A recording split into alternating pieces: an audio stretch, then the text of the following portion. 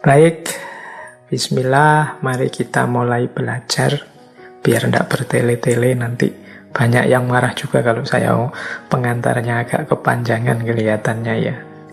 Yuk kita mulai. Masuk saja ke materi kita malam hari ini tentang Syekh Ibrahim bin Adham. Kita belajar dari step by step dan titik-titik penting dalam kehidupan beliau. Yang pertama, ini mari kita belajar tentang mencari titik balik, mencari turning point dalam hidup kita. Syekh Ibrahim bin Adham ini mengalami titik balik yang luar biasa dalam hidupnya. Seperti saya bilang tadi, bayangkan dari hidup menjadi seorang raja yang punya segala fasilitas yang dibutuhkan, yang nyamannya luar biasa, beliau malah milih untuk hidup zuhud, kholwat, menjauh dari dunia. Jadi ada satu turning point, ada satu titik balik yang luar biasa. Sering di berbagai kesempatan saya sampaikan dalam hidup ini kita memang penting untuk mencari momen-momen yang jadi pijakan kita untuk berbalik dari kegelapan menuju cahaya, dari kerumitan menuju kelonggaran, dari situasi sulit menuju kemudahan, dan lain sebagainya. Ada banyak momen-momen titik balik. Saya kadang pakai istilah meletik. Jadi meletik itu seperti dari ada di bawah tapi tiba-tiba terlontar ke atas dan bersinar. Itu kan dalam istilah Jawa orang menyebutnya meletik. Dari bukan siapa-siapa, kemudian orang kenal, wah ternyata luar biasa orang ini. Itu ada momen meletik.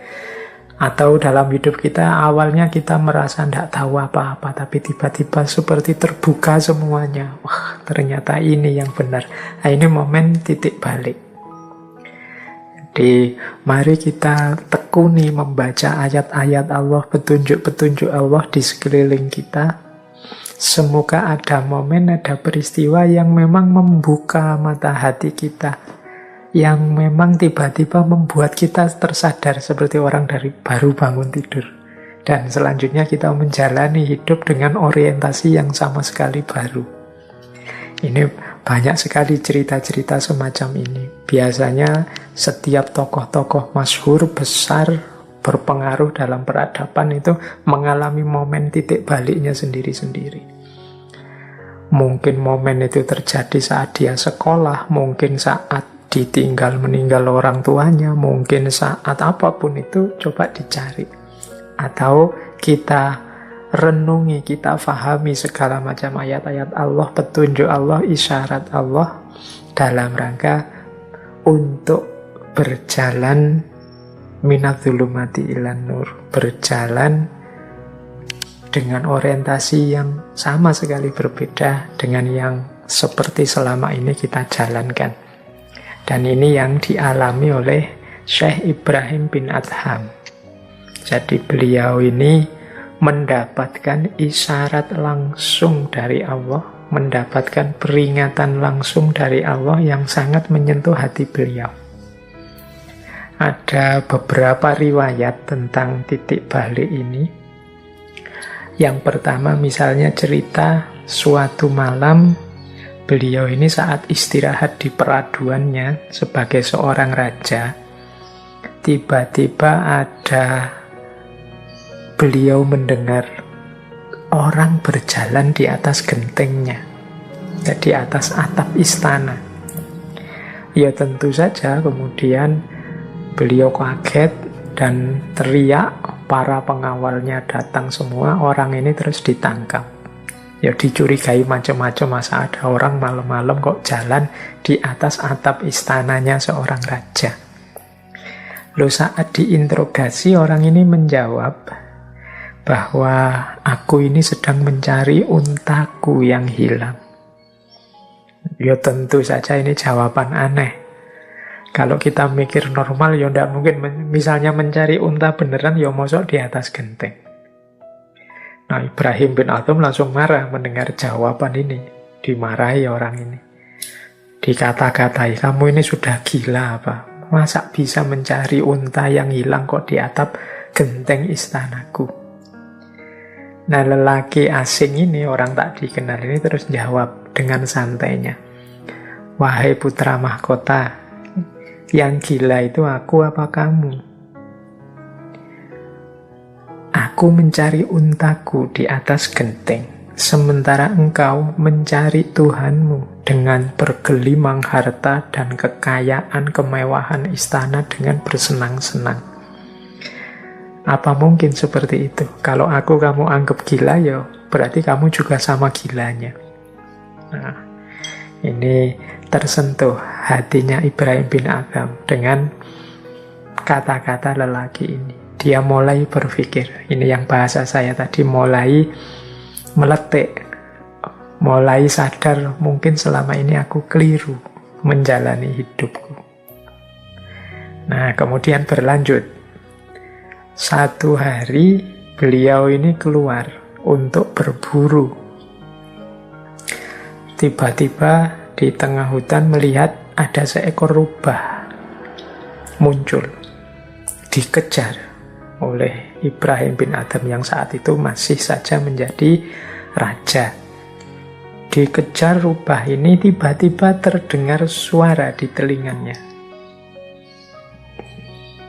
Ya Ibrahim, mali hadza khuliqta ya Ibrahim. Wahai Ibrahim, bukan untuk ini engkau diciptakan. Nah, Syekh Ibrahim kaget. Terus beliau berhenti, nengok kiri, nengok kanan, ini suara dari mana ya? Dilanjutkan lagi, dikejar lagi rubah itu. Terdengar lagi suara, mali hadza khuliqta ya Ibrahim. Wahai Ibrahim, bukan untuk ini engkau diciptakan. Kaget lagi Syekh Ibrahim, yang saat itu masih jadi raja. Beliau tengok kiri, tengok kanan, bahkan menganggap mungkin ini setan. Sampai beliau berkata, A'udzubillahi minasyaitonirrajim. Aku berlindung pada Allah kalau ini godaan setan. Dan lagi, dikejar lagi, dicari lagi rubah tadi. Untuk ketiga kalinya terdengar lagi suara itu. Mali hadza khuliqta ya Ibrahim. Baru setelah yang ketiga ini, Ibrahim sadar. Akhirnya beliau berkata, mungkin ini memang peringatan langsung dari Allah, petunjuk langsung dari Allah, panggilan langsung dari Allah. Ya sudah, mulai saat ini aku penuhi panggilannya. Nah, bahkan ada cerita kemudian saat itu juga beliau turun dari kudanya, ketemu seorang penggembala, kemudian bertukar baju. Baju kerajaan diberikan pada gembala itu, beliau pakai baju biasa miliknya seorang penggembala. Nah, ini salah satu versi dari kisah titik baliknya Syekh Ibrahim bin Adham. Jadi ketika beliau mengalami peristiwa yang membalik 180 derajat kehidupannya, dari seorang raja menjadi sufi. Nah, nanti kalau kita teman-teman membaca detail riwayat hidup beliau, di banyak kitab disebutkan, atau kalau yang ingin googling ya monggo, ada banyak sekali cerita. Kalau kita ikuti tahap-tahap perjalanan beliau, perjalanan hidup beliau itu, saya mengklasternya, membagi-baginya ada 5 babak hidup beliau. Yang pertama adalah fase ketika beliau jadi putra mahkota dan jadi raja. Ini bahasa saya fase menikmati dunia. Jadi asyik dengan segala fasilitas yang diberikan oleh Allah. Kemudian terjadi titik balik tadi, ganti beliau ke fase kedua, yaitu fase kesadaran, di mana beliau sadar ternyata aku salah, ternyata dunia ini fana. Mengapa kok aku selama ini terlalu sibuk dengan dunia? Nah, sadar kefanaan diri. Terus beliau bertobat, berzuhud, dan melakukan uzlah. Ini mungkin bisa disebut ini fase taholli, fase membersihkan segala kotoran yang selama ini nempel. Membersihkan hal-hal duniawi yang selama ini menghalangi kita dekat dengan Allah, membuat hijab antara kita dengan Allah. Ini fase taholli. Ini dilakukan oleh Syekh Ibrahim bin Adham, misalnya saat beliau kholwat tadi di sebuah gua untuk membersihkan diri, melatih diri agar tidak lagi terikat dan terhalang oleh dunia. Kemudian yang ketiga ada fase tahalli. Fase tahalli itu ketika kita mengisi diri kita dengan kebaikan-kebaikan, menuntun diri kita berjalan menuju Allah. Ya, ini bisa kita lihat misalnya saat beliau berguru, seperti tadi saya sebut pada Syekh Sufyan Ats-Tsauri, pada Syekh Fudail bin Iyad. Ini kan bahkan ada yang bilang beliau sempat juga bertemu dengan Nabi Khidir dan mendapatkan beberapa petunjuk. Nah, ini fase tahalli. Tahalli itu setelah tadi dibersihkan di level taholli, sekarang yang bersih itu diisi dengan kejernihan jalan menuju Tuhan lewat tahalli. Nah, setelah menempuh perjalanan menuju Tuhan, akhirnya bisa sampai ke tahap perjalanan yang keempat, yaitu tajalli. Ketika kita sudah dekat dengan Allah, di situ lahir mahabbah, rasa cinta kepada Allah, sekaligus muraqabah, rasa selalu diawasi oleh Allah. Disitulah terjadi tajalli, hidup yang asyik bersama Allah. Asyik itu jangan diartikan seneng-seneng seperti dalam bahasa Indonesia. Jadi asyik itu artinya penuh cinta, penuh kerinduan, penuh gairah bersama Allah. Nah, ini fase tajalli.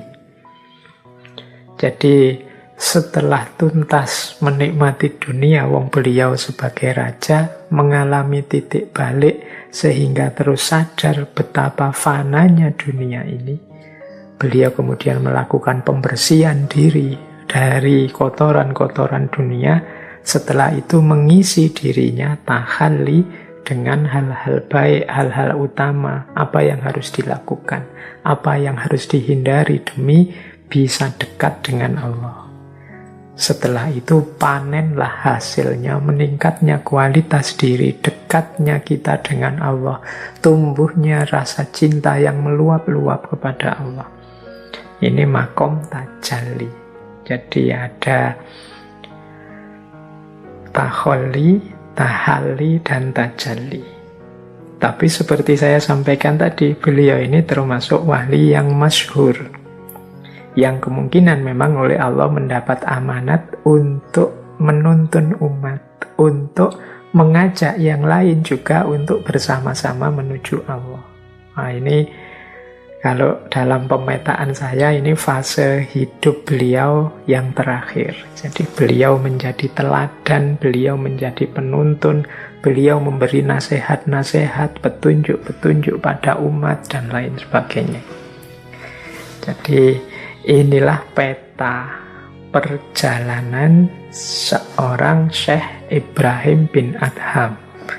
Ya, nanti dalam kerangka peta ini ada banyak sekali cerita-cerita, baik cerita beliau yang mendapat pelajaran, mendapatkan hikmah, maupun beliau yang sedang memberi nasihat, menuntunkan hikmah pada sesama. Jadi ini gambaran hidup beliau. Baik, sekarang kita lanjutkan lagi. Nah, selanjutnya kita belajar tentang karakter beliau. Jadi di antara watak dan karakter beliau yang paling menonjol, yang bisa dicermati dari kisah-kisah tentang beliau, dalam catatan saya ada 6 karakter yang menonjol sekali dari Syekh Ibrahim bin Adham ini. Yang pertama yaitu karakter zuhud, yang kedua karakter wirai, warok, yang ketiga khauf, yang keempat syaja'ah, yang kelima iffah, dan yang keenam ta'ah. Zuhud itu berarti kondisi jiwa yang tidak lagi tergoda, tidak lagi terikat, tidak lagi tergantung kepada dunia. Itu namanya zuhud. Jadi orang zuhud itu ya sudah tidak tertipu dan tergoda lagi oleh dunia. Zuhud bukan berarti miskin. Ada beberapa sufi itu yang kaya raya, tapi kekayaan tidak melekat di hatinya. Jadi kalau jiwanya sudah terbentuk dengan karakter zuhud, ya meskipun hartanya banyak, meskipun punya fasilitas macam-macam, ya semua itu tidak melekat, tidak menggoda, dan tidak membuatnya lalai dari Allah. Ini mental seorang yang zuhud. Meskipun kalau Syekh Ibrahim bin Adham ini ya zuhudnya beliau memang benar-benar zuhud karena beliau menjauh dari segala fasilitas duniawi. Beliau lebih sibuk dengan Allahnya, lebih sibuk berjalan menuju Allah, ingin dekat dengan Allah. Jadi orang melihatnya mungkin tidak punya apa-apa, miskin. Bahkan ada cerita beliau ini sampai untuk memenuhi kebutuhan hidupnya pernah bekerja jadi tukang kebun, pernah menjadi buruhnya tokoh ini dan lain sebagainya. Itu beliau, meskipun awalnya jadi raja, tapi memang beliau sudah berkarakter zuhud begitu meninggalkan kerajaannya. Ada cerita menarik tentang awal mula bagaimana beliau ini zuhud. Jadi ada cerita begini. Ini teman-teman bisa cari cerita ini di kitab Mawaid Usfuriyah. Ini kitab ini masyhur sekali di teman-teman pesantren. Jadi dalam Usfuriyah diceritakan satu ketika beliau ini berburu, kemudian membawa sebungkus roti. Saat beliau istirahat ingin makan, begitu bungkus roti dibuka, tiba-tiba ada seekor burung yang datang dan menyambar makanannya, menyambar roti itu. Dikejar oleh Syekh Ibrahim bin Adham ini. Karena ini roti mau dimakan untuk istirahat kok diambil, dikejar terus. Beliau ingin tahu, burung ini nanti buat apa kok ngambil roti. Dikejar terus, ternyata burung ini terbang mengarah ke satu jurang.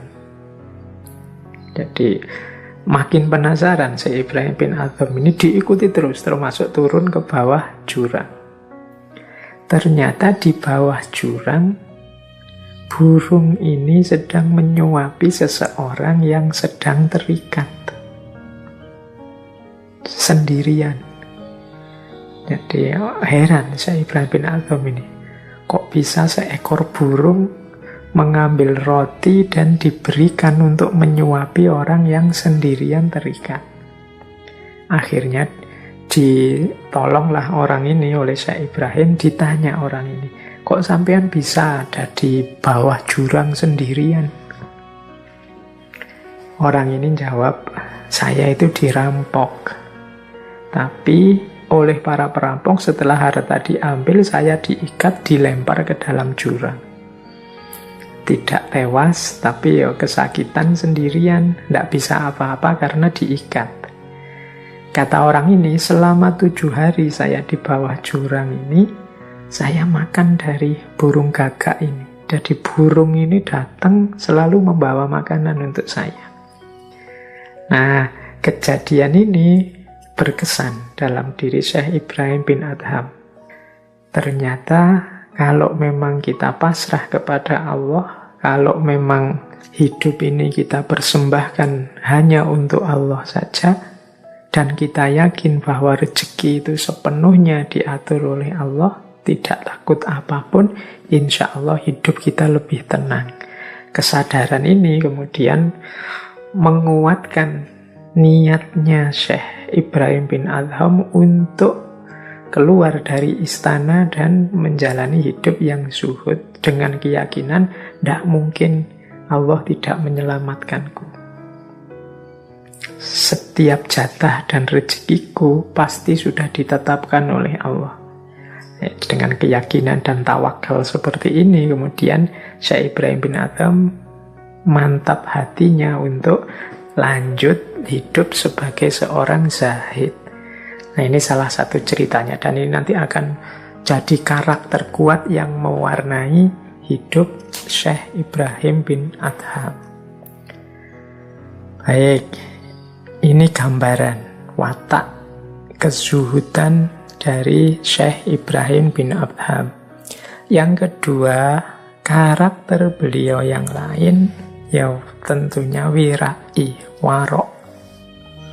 Ini kalau dalam tasawuf, warok itu kemampuan menahan diri, kemampuan untuk hati-hati menjaga diri agar tidak jatuh dalam dosa, tidak jatuh dalam khilaf dan alpa.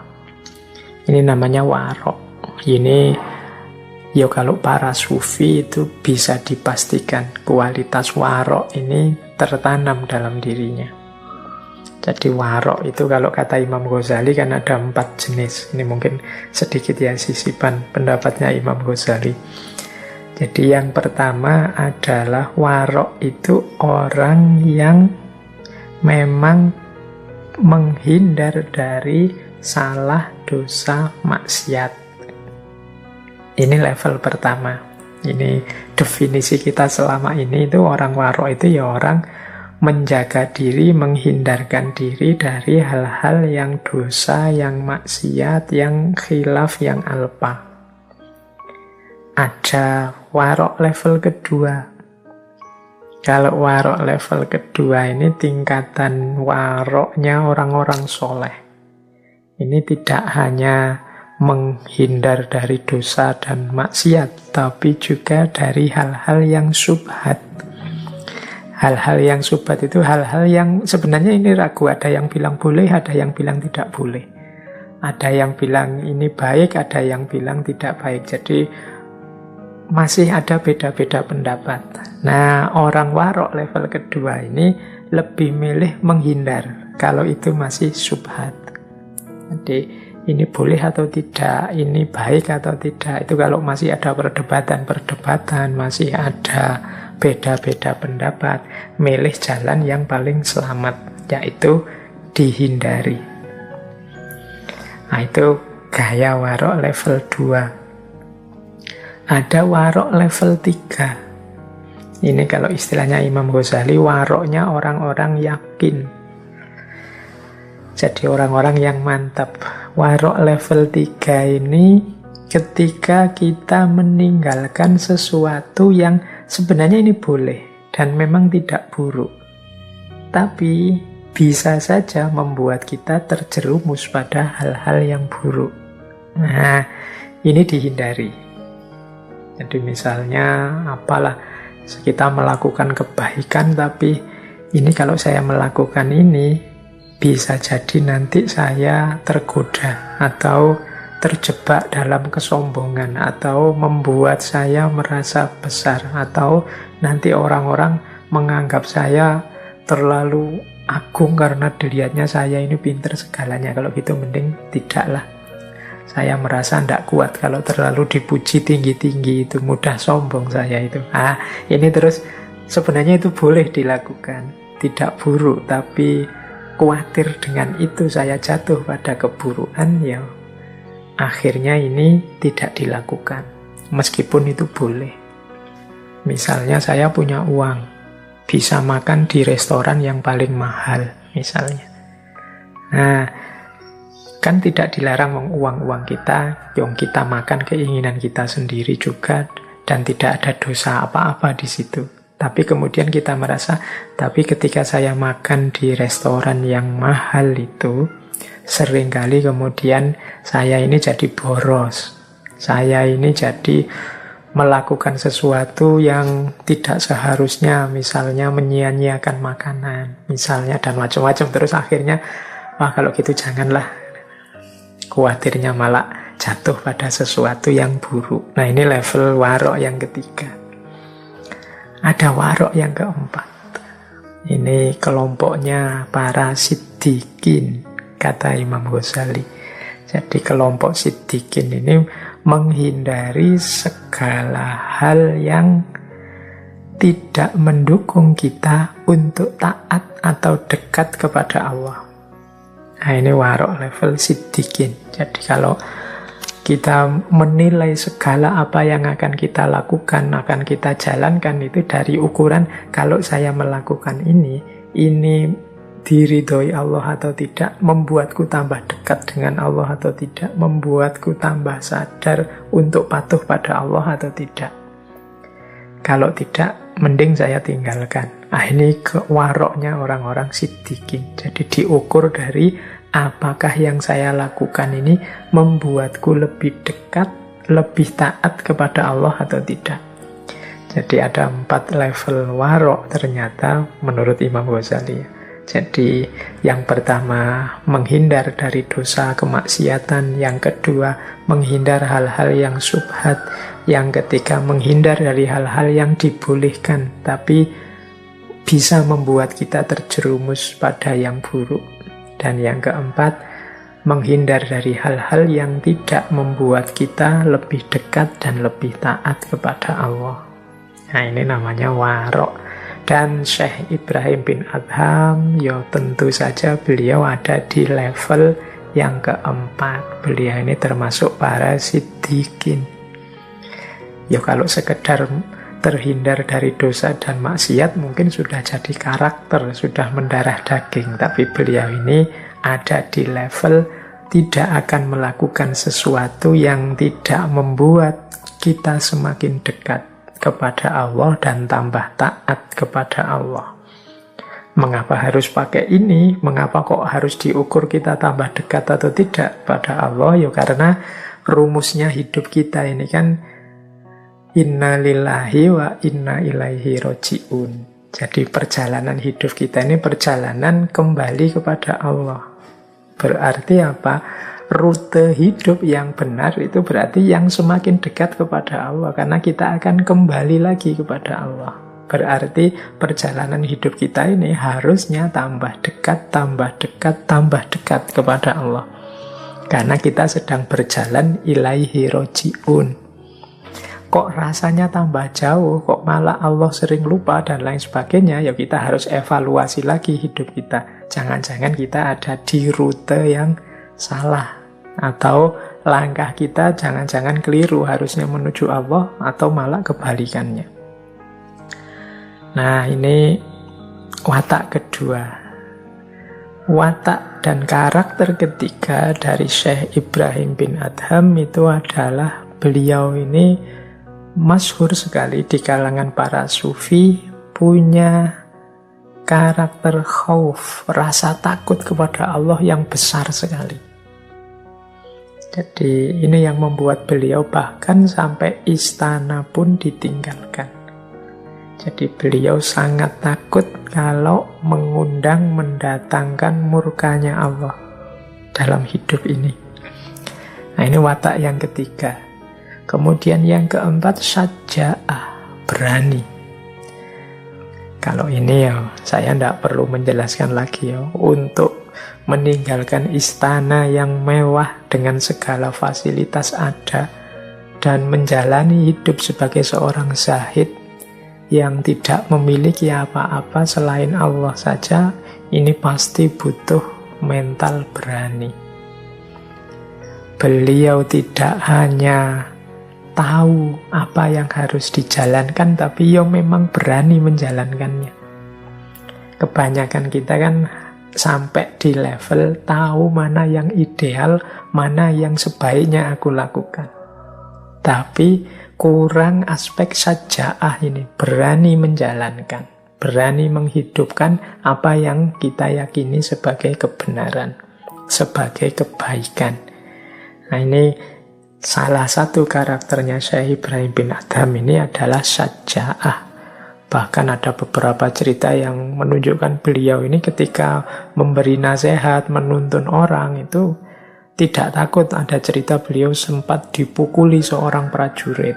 Ada cerita juga beliau ini sempat ditipu, direndahkan oleh seorang pemabuk dan juga seorang budak. Ada banyak sekali cerita-cerita, tapi beliau tidak mundur. Demi nuntun umat, demi mengajak orang lain juga menempuh jalan kebenaran, jalan kebaikan seperti yang beliau yakini. Nah, ini butuh syaja'ah.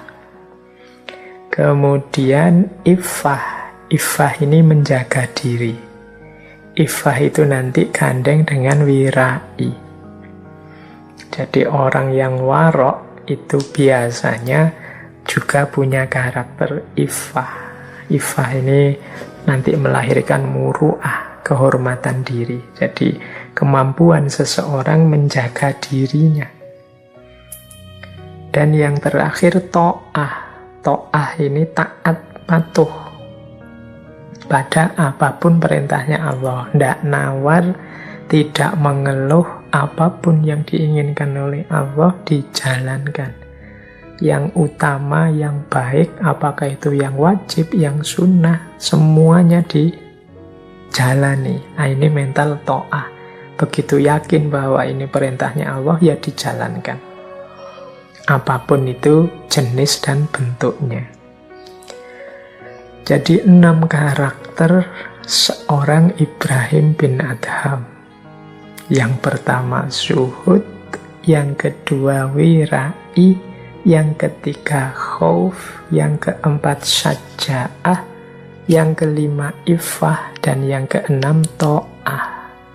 Baik, kita lanjutkan lagi. Kalau tadi sudah kita bahas tentang titik balik dari seorang Syekh Ibrahim bin Adham, kemudian kita sudah belajar tentang karakter-karakter beliau.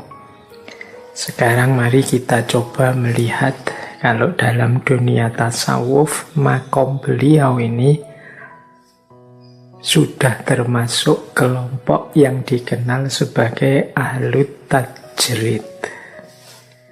Jadi dalam dunia tasawuf itu dikenal 2 jenis makom posisi seseorang. Yang pertama yaitu ahlul tajrid, dan yang kedua ahlul kasab atau ahlul asbab. Ahlul tajrid ini ketika seseorang sudah total sepenuhnya meninggalkan keduniaan dan satu-satunya kesibukan serta orientasi hidupnya adalah Allah saja. Ini para ahlul tajrid. Jadi beliau ini sibuknya hanya tentang Allah saja. Segala kebutuhan keduniaan yang lain sama sekali tidak menjadi pertimbangan dan dipasrahkan sepenuhnya kepada Allah. Nah, ini para ulama yang ahlu tajrid. Dan mereka tidak akan mengeluh, tidak akan protes apapun situasi duniawi yang diberikan oleh Allah kepadanya. Fokus hidup mereka satu-satunya hanya Allah saja. Kesibukannya hanya tentang Allah saja. Sisanya segala pernik kehidupan mereka dipasrahkan sepenuhnya kepada Allah. Ini namanya ahlu tajrid. Ini juga makom yang diberikan, dianugerahkan oleh Allah pada seseorang ketika memang levelnya sudah nyampe ahlul tajrid ini. Ada yang ahlul kasab. Ahlul kasab ini kadang disebut ahlul asbab. Ini seperti kita. Kalau kita ini kan masih terikat oleh sebab akibat. Kalau ingin punya memenuhi kebutuhan-kebutuhan kita, ya kita harus kerja, kita harus belajar, kita harus, ini ahlul asbab, kita masih terikat oleh sunnatullah dalam kehidupan. Nah, beliau ini, Syekh Ibrahim bin Adham ini, ya beliau ahlu tajrid. Maka nanti memahami nasihat-nasihat beliau, petuah-petuah beliau itu ya antara lain kita pahami dalam konteks beliau yang ahlu tajrid, orang yang memang sudah sepenuhnya mempersembahkan hidup untuk Allah saja. Sementara semua kebutuhan duniawinya dipasrahkan pada Allah, apapun yang diberikan oleh Allah kepadanya. Dan ini tidak bisa pura-pura, tidak bisa gaya. Kita yang masih ahlul asbab tidak bisa ngaku-ngaku ahlu tajrid.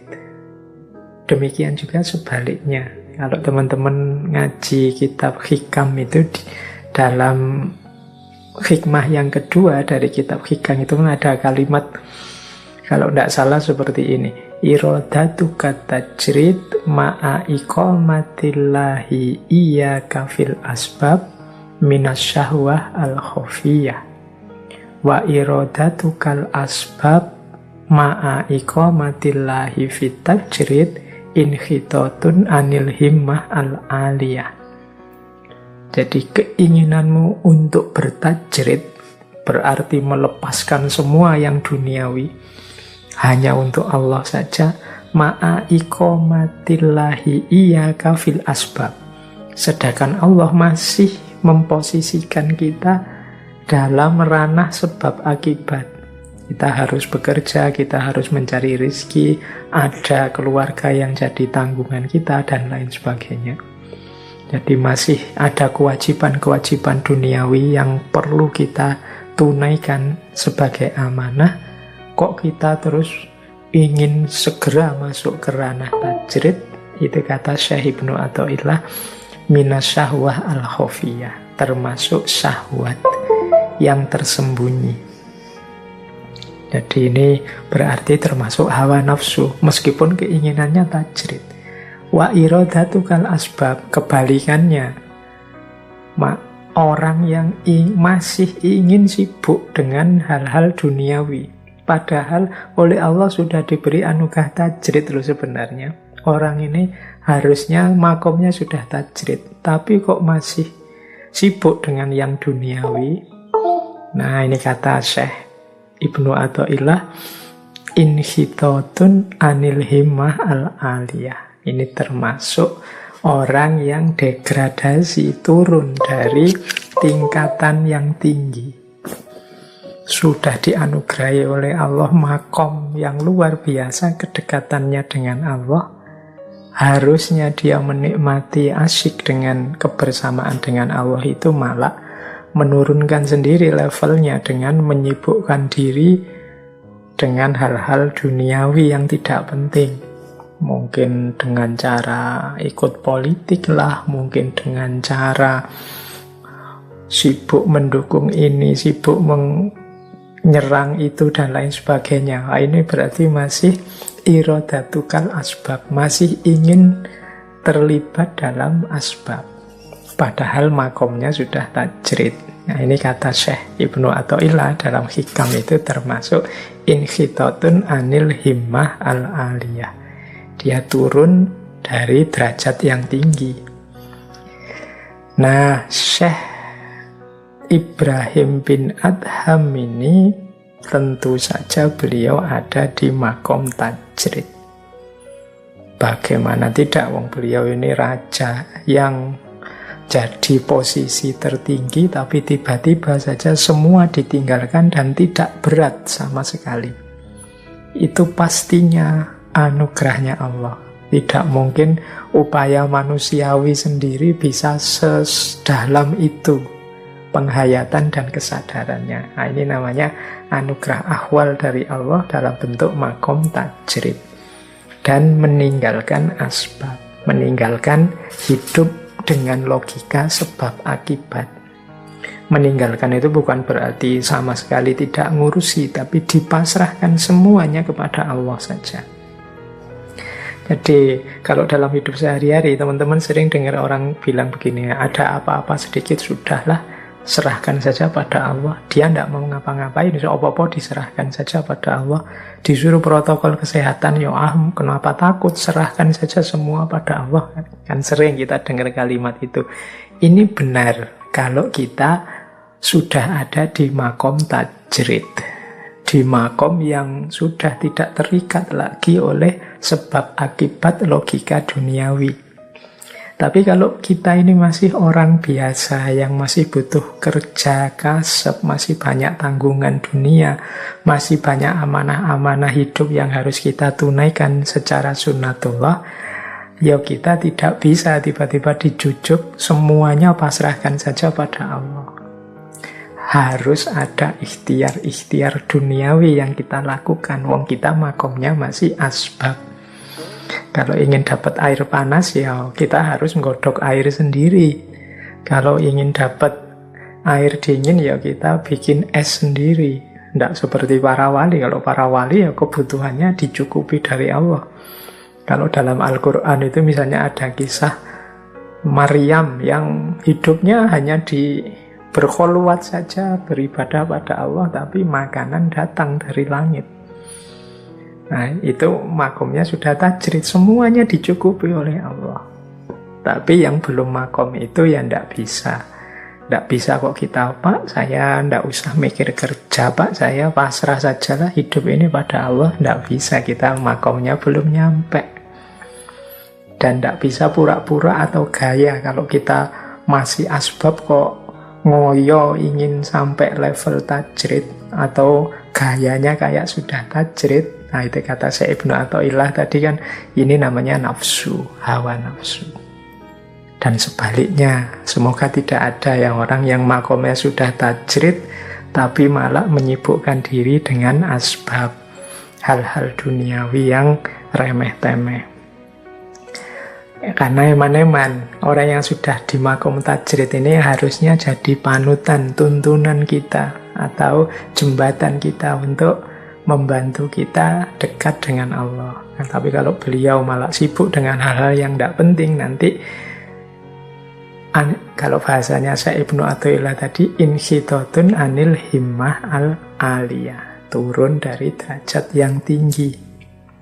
Ini persis ada cerita Syekh Ibrahim bin Adham dengan murid beliau sendiri, yaitu Sufi masyhur juga, Syekh Syakik al-Balkhi. Syakik al-Balkhi ini berarti sama-sama berasal dari Balkh, kerajaannya Syekh Ibrahim bin Adham, tapi beliau ini muridnya. Kisah ini teman-teman bisa temukan misalnya dalam Risalah Al-Qusairiyah, kitab tasawuf dasar karya Imam Qusairi. Di situ ada cerita Syakik al-Balkh ini muridnya Syekh Ibrahim bin Adham, nanti beliau jadi sufi, naik ke makom tajrid. Tapi sebelum itu beliau ini masih di level asbab. Beliau ini seorang pedagang ekspor impor yang kaya raya dari daerah Syam, Syria atau Suriah sekarang. Nah, setiap kali Syekh Syakik ini dapat untung banyak, selalu kemudian semuanya disedekahkan, ya termasuk kepada gurunya. Nah, satu ketika Syekh Syakik ini minta izin sama gurunya untuk berangkat dagang, karena memang sudah waktunya berdagang. Pamit beberapa minggu untuk tidak ikut kajian gurunya, beliau ingin berdagang. Tapi belum lama, baru 3 hari, Syekh Syakik ini balik lagi, menghadap lagi pada Syekh Ibrahim bin Adham. Nah, ini Syekh Ibrahim heran, loh, ini biasanya bisnis berminggu-minggu, ini baru 3 hari kok sudah pulang. Nah, bertanyalah Syekh Ibrahim pada muridnya ini, wahai anakku, ada apa engkau kok balik lagi? Syekh Syakik cerita, wahai guru, ini di tengah-tengah saya berdagang, di tengah perjalanan, satu ketika di tengah padang pasir, saya melihat ada seekor burung kecil yang lemah, sayapnya patah. Ya tentu saja karena sayapnya patah, dia tidak bisa terbang kemana-mana mencari makanan. Tiba-tiba saya lihat dari atas, dari arah langit datang seekor burung yang besar, membawa makanan di paruhnya. Burung tersebut datang dan menyuapi burung kecil yang sayapnya patah ini. Nah, ini heran Syekh Syakik ini melihat peristiwa ini. Terus kata Syekh Syakik selanjutnya, melihat hal ini, saya terus rasanya merasa bahwa ini petunjuk dari Allah. Untuk saya tidak usah capek-capek kerja. Kalau memang sudah rezekiku, ya pasti akan datang. Jadi akhirnya saya tinggalkan semua dagangan saya bertobat ke masjid dan akhirnya balik lagi nih ketemu Syekh ini. Nah, terus dijawab oleh Syekh Ibrahim karena Syekh Ibrahim tahu saat itu muridnya ini makomnya masih makom asbab. Dia masih harus bekerja. Kata Syekh Ibrahim, disindir muridnya ini, apa engkau menganggap bahwa dengan engkau beribadah saja dan meninggalkan usaha dagangmu, terus pasti engkau memperoleh ridhonya Allah? Jangan-jangan engkau salah membacanya. Petunjuk dari Allah itu engkau jangan membaca burung kecil yang patah tadi, yang meskipun diam saja rezekinya datang. Harusnya engkau membacanya yang burung besar tadi loh, yang memberi makanan burung kecil. Jadi sebenarnya Allah itu memberi petunjukmu untuk membaca burung besarnya. Berarti apa? Jadilah orang yang dermawan, membantu yang lemah, jadi memberi yang kekurangan. Jadi kamu malah membaca yang burung kecil, harusnya yang kamu baca burung yang besar. Bukankah Rasulullah juga bersabda, tangan di atas itu lebih baik daripada tangan yang di bawah. Jadi, ya karena Syekh Ibrahim tahu ini muridnya ini ya belum makomnya, belum saatnya tajrid, dia masih punya banyak tanggungan, banyak tanggung jawab yang harus dipenuhi. Dan makom tajrid itu hakikatnya ya anugerahnya Allah, tidak bisa berdasarkan nafsu kita saja. Kita jalankan saja kewajiban kita, insya Allah kalau Allah ridho, maka akan datang situasi di mana kita tidak lagi merasa membutuhkan dunia. Sebagaimana Syekh Ibrahim yang setelah jadi raja tiba-tiba muncul kesadaran betapa fananya dunia dan dengan santainya meninggalkan semuanya. Dari baju kerajaan ditukar jadi baju gembala dan tidak berat sama sekali. Kenapa? Karena memang makomnya oleh Allah dipindah dari makom asbab ke makom tajrid. Nah, ini mungkin sedikit ya pelajaran bagi kita, karena kadang-kadang teman-teman ini kadang ndak ngerti positioningnya, kapan kita harus tawakal, kapan kita harus pasrah, di mana letaknya usaha. Seolah-olah kalau sudah menempuh jalan sufi itu ya ditinggal semuanya, hanya untuk Allah saja, terus ndak mau kerja, ndak mau apa-apa. Loh, kalau kita makomnya masih asbab, meskipun sedang suluk menempuh jalan, ya harus memenuhi kewajiban-kewajiban hidup manusiawi kita. Kecuali Allah menganugerahi kita makom tajrid. Jangan sampai kita yang sudah di makom tajrid malah ingin asbab, atau sebaliknya yang masih asbab ingin tajrid. Dua-duanya keliru. Setiap orang harus paham posisinya masing-masing. Oke, baik. Ambil nafas sebentar. Silahkan teman-teman yang mungkin ingin ambil nafas dulu, minum-minum dulu, nyemil-nyemil dulu yang sudah disiapkan cemilannya. Atau sudah ngantuk ingin tidur dulu dilanjutkan besok, ya monggo. Wong ngaji ini tidak ada paksaan harus selesai tuntas. dilanjutkan pelan-pelan juga tidak apa-apa. Atau kalau dianggap temanya tidak penting, Pak, saya tidak butuh tema-tema pembahasan seperti itu, ya monggo, ditinggal saja. Seperti saya bilang, ngaji ini tidak wajib kok. Jangan sampai memaksakan diri ikut ngaji tapi tersiksa. Nanti saya malah jadi sumber siksaan dalam hidupnya teman-teman. Tapi ya, mari kita nikmati saja semampunya, sesantainya, selonggarnya. Wong dari 2 jam saya bicara, seandainya masuk 5%-nya saja yang sedikit meningkatkan hidup kita, itu saya sudah bersyukur luar biasa. Alhamdulillah, ternyata forum kita, kajian kita ini sedikit-sedikit ada manfaatnya. Seandainya pun manfaat itu hanya untuk mengantarkan tidurnya teman-teman. Ini saya diberitahu, Pak, saya itu sering kalau dengarnya ngajinya Bapak itu terus jadi ngantuk, ingin tidur. Itu saya juga alhamdulillah. Karena hari ini banyak orang susah tidur. Kalau manfaatnya ngaji kita ini banyak untuk membantu orang bisa tidur, ya alhamdulillah. Wong tidur itu kan amanah, anugerah dari Allah yang luar biasa. Banyak orang kesulitan karena tidak bisa tidur. Oke, baik, kita lanjutkan. Mungkin sudah setengah babak ngaji kita, kurang separuh lagi. Kalau tadi sebelumnya kita sudah melakukan pemetaan terhadap sosok Syekh Ibrahim bin Adham, baik dari sisi karakter beliau, turning point dalam kehidupan beliau, termasuk juga makom beliau, dan juga babak-babak perjalanan hidup beliau.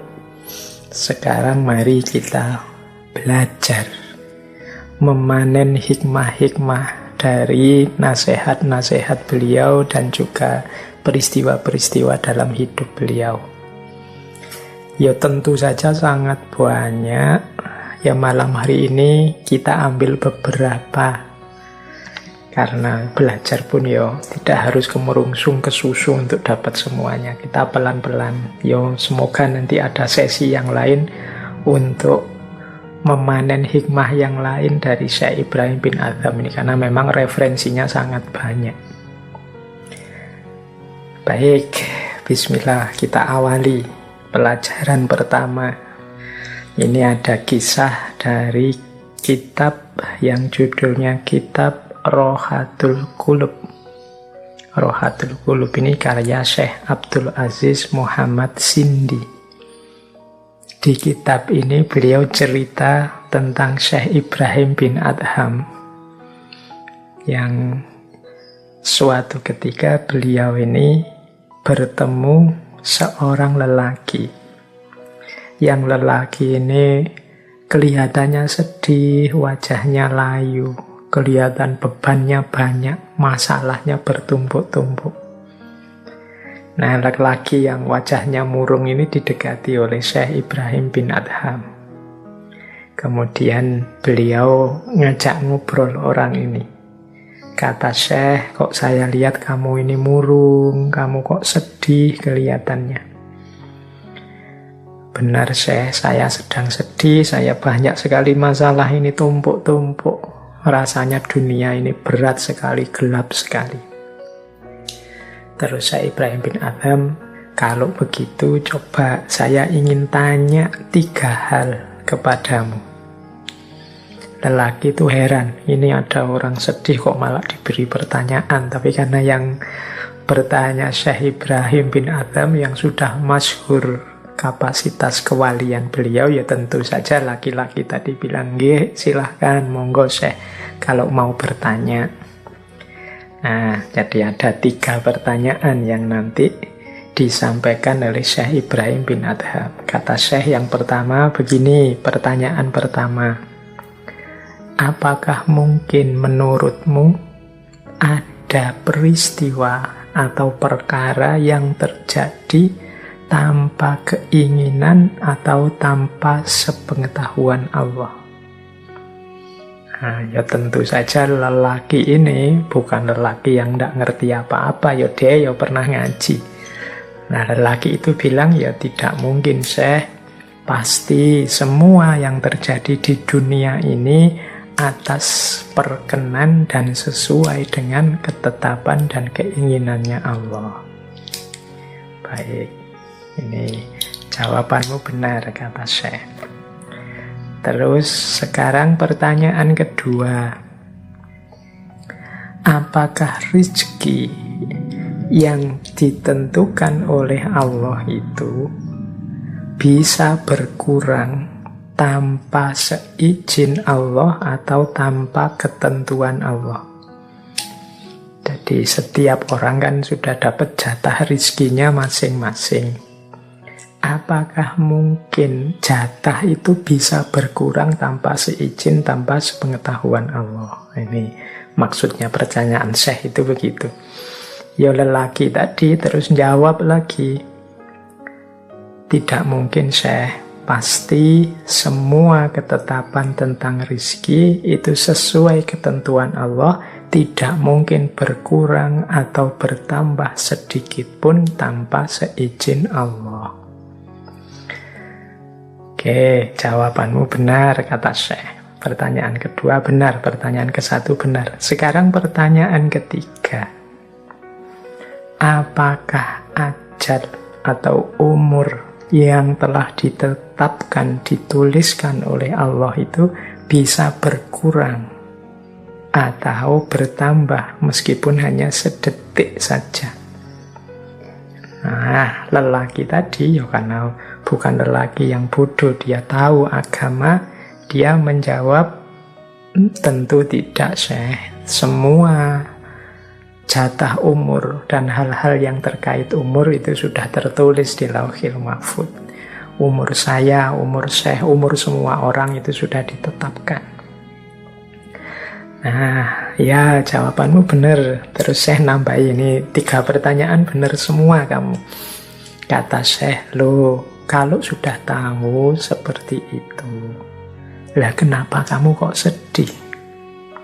Bukankah semua yang terjadi atas diri kita, baik yang sudah terjadi, yang sedang terjadi, maupun yang akan terjadi, dasarnya memang sudah kehendaknya Allah? Nah, ini dengan kalimatnya Syekh yang terakhir ini, tiba-tiba lelaki tadi sadar. Lah mengapa aku kok harus sedih ya? Mengapa kok jadi berat sekali menghadapi ketetapan Allah ini? Apa aku tidak ridho dengan ketetapannya Allah? Apa aku mengeluh dan komplain dengan apa yang sudah digariskan oleh Allah? Pastinya kan tidak begitu. Misalnya mengeluh tentang rezeki, lu bukankah rezekinya setiap orang memang sudah ada jatahnya oleh Allah?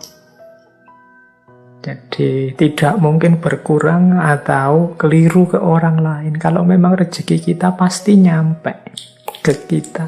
Kalau memang bukan rezeki kita, ya tidak akan nyampe meskipun sengoyo apapun kita ingin merebutnya. Jadi alasan rezeki tidak bisa jadi alasan kita untuk sedih. Wong yo masing-masing orang ada jatahnya. Mungkin pengalaman pahit, pengalaman itu seperti apapun juga sesuai dengan ketetapan dan pengetahuannya Allah. Tinggal kita belajar mengambil hikmahnya dan meresponnya dengan respon terbaik. Tidak perlu jadi beban yang membuat sedih berlarut-larut. Ataukah mungkin kita takut mati, mungkin karena sakit lama atau anggota keluarga kita ada yang sakit dan macam-macam. Ini kan berkait dengan umur. Loh, kalau hubungannya dengan umur, bukankah jatah usia, jatah umur setiap orang termasuk sedih dan gembiranya juga semuanya sudah tertulis di Lauhil Mahfuz? Mengapa kok kemudian sedih? Nah, dengan petunjuknya Syekh Ibrahim bin Adham ini akhirnya lelaki tadi terus sadar. Tidak lagi sedih, tapi kemudian dia cerah. Dia tersenyum lagi. Ternyata selama ini aku keliru. Sikap batinku keliru. Wong hidup ini, seperti apapun peristiwa yang kita hadapi, dia jadi berat atau jadi ringan, itu kan tergantung cara kita menyikapinya. Nah, orang tadi menyikapinya sebagai yang berat sehingga dia murung terus. Diberi petunjuk oleh Syekh Ibrahim dengan 3 pertanyaan tadi, akhirnya dia sadar. Kemurungannya hilang. Oke, jadi ini mungkin pertama pelajaran bagi kita untuk tidak mudah mengeluh, tidak menggunakan kacamata yang negatif terhadap hidup kita, tidak menganggap apapun yang menurut kita tidak sesuai dengan keinginan kita itu sebagai sesuatu musibah hidup, sebagai sesuatu yang memberatkan hidup kita, sebagai sesuatu yang jadi alasan kita untuk tidak terima dan tidak ridho atas segala ketetapan Allah. Allah sangat sayang pada kita.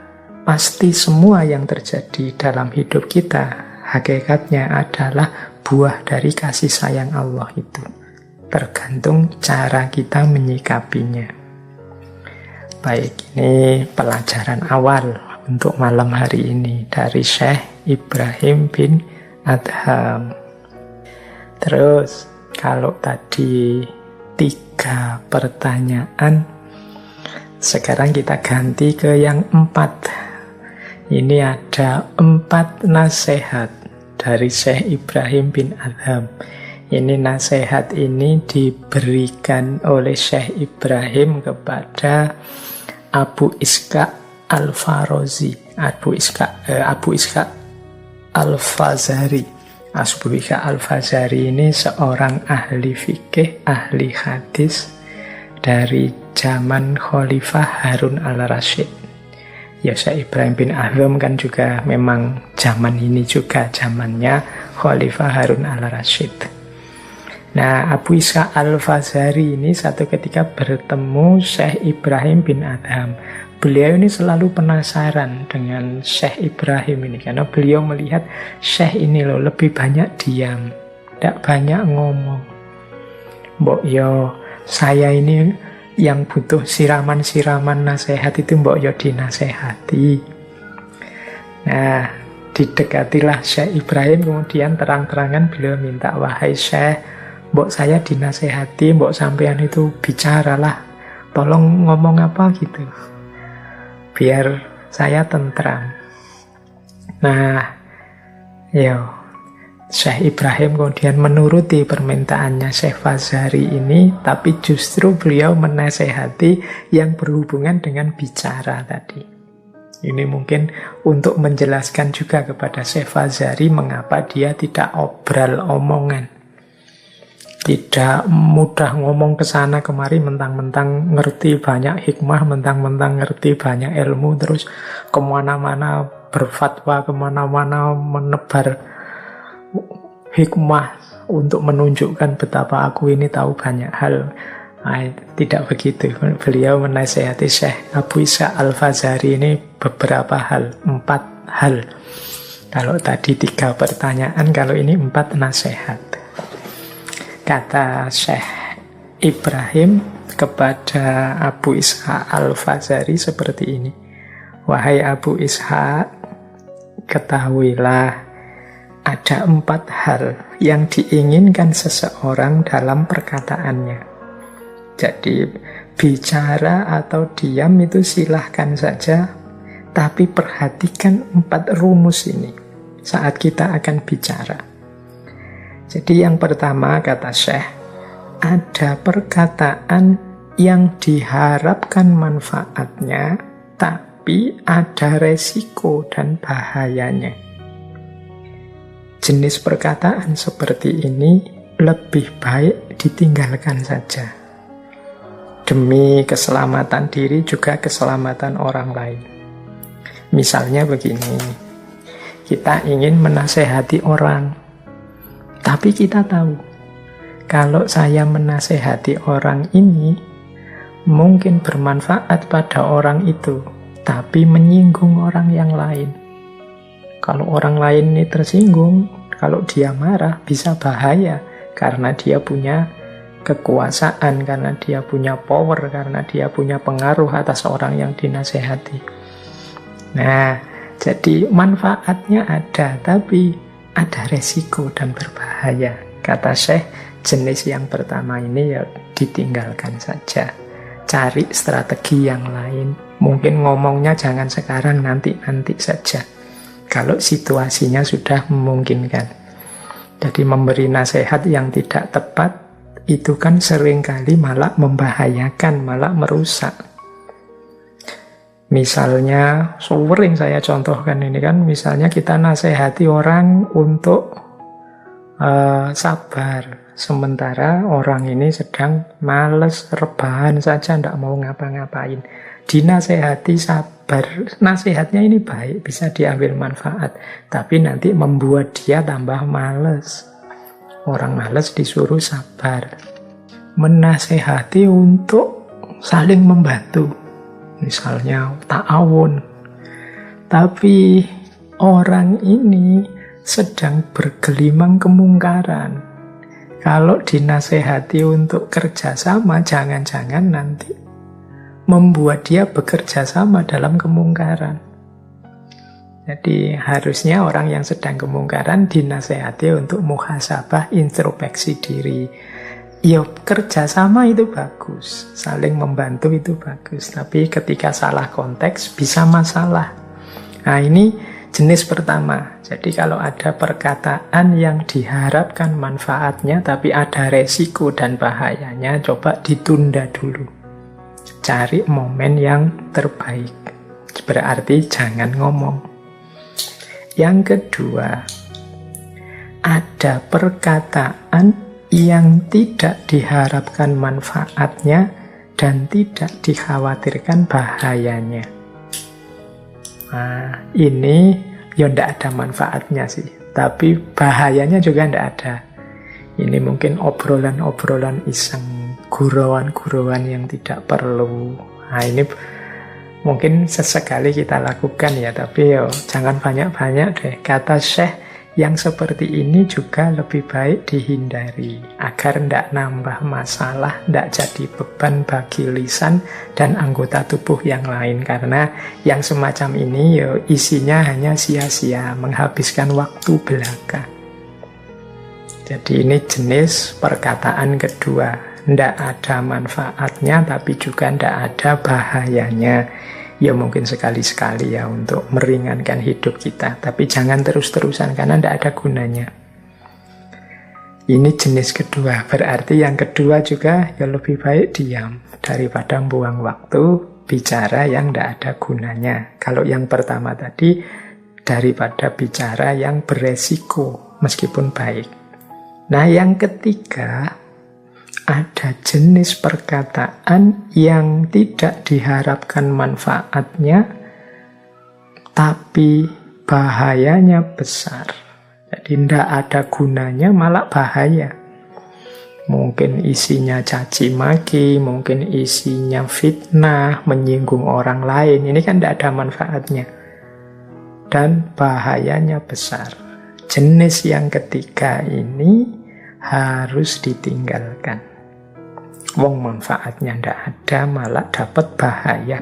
Dengan kata-kata kita panen bahaya, dengan kata-kata kita panen dosa, dengan kata-kata kita panen kemungkaran.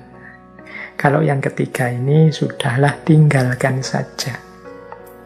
Jadi yang pertama lebih baik ditinggalkan, mencari momen yang tepat. Yang kedua lebih baik ditinggalkan karena sia-sia. Yang ketiga harus ditinggalkan karena berbahaya.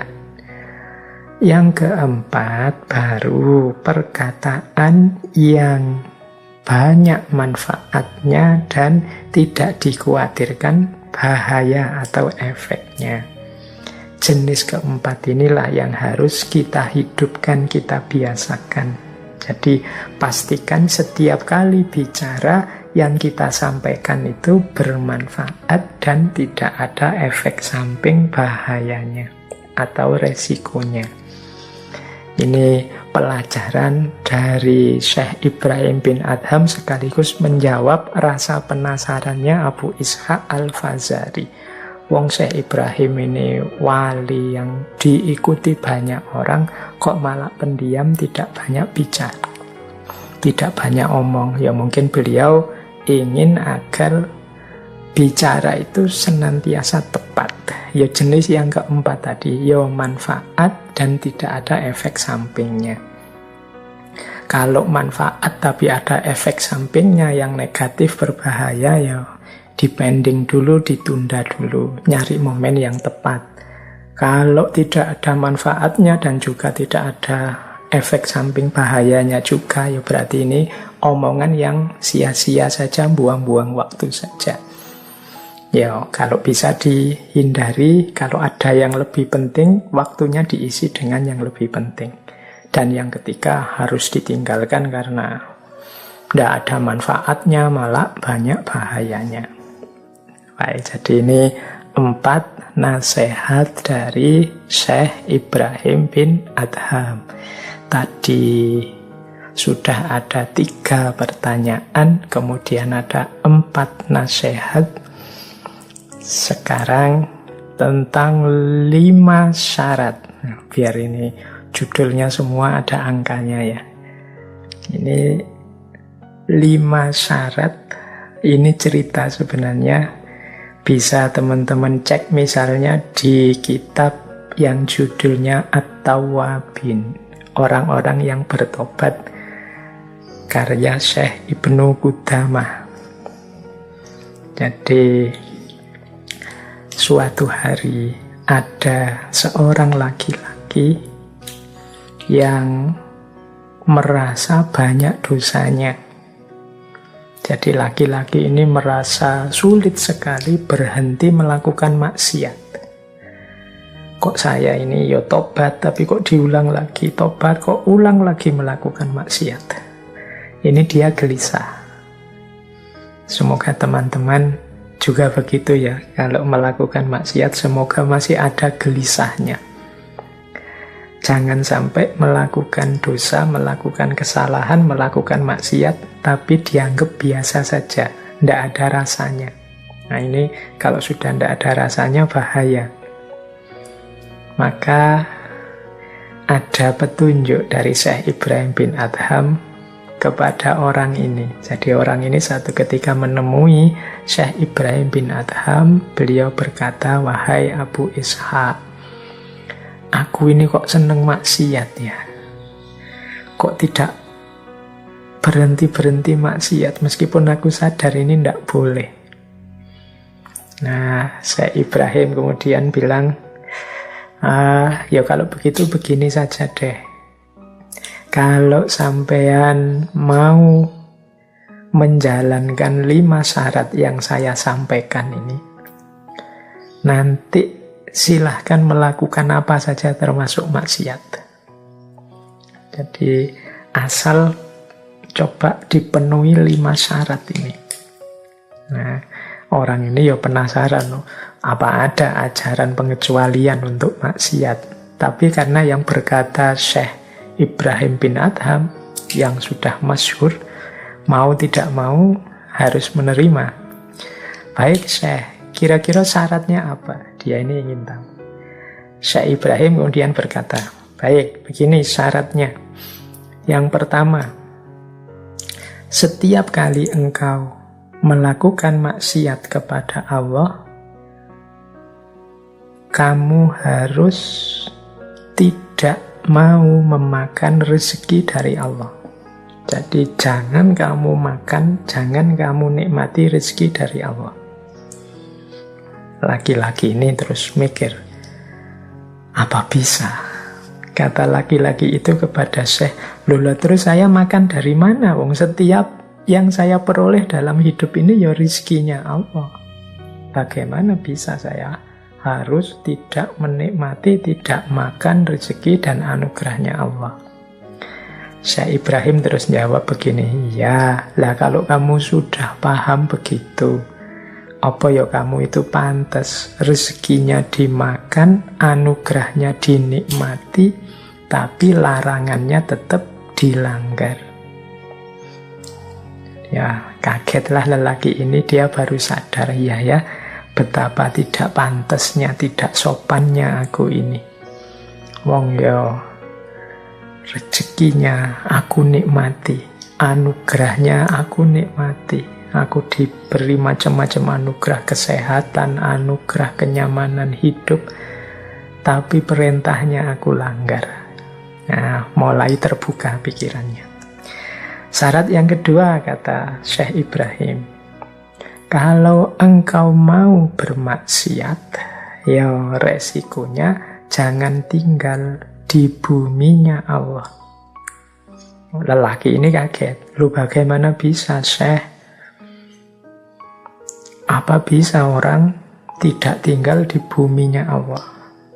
Kalau kita hari ini mungkin sing pikirannya agak nakal-nakal itu teman-teman kan sering ngayal, oh kalau gitu masih bisa Pak, masih bisa ke planet Mars atau hidup di bulan sana.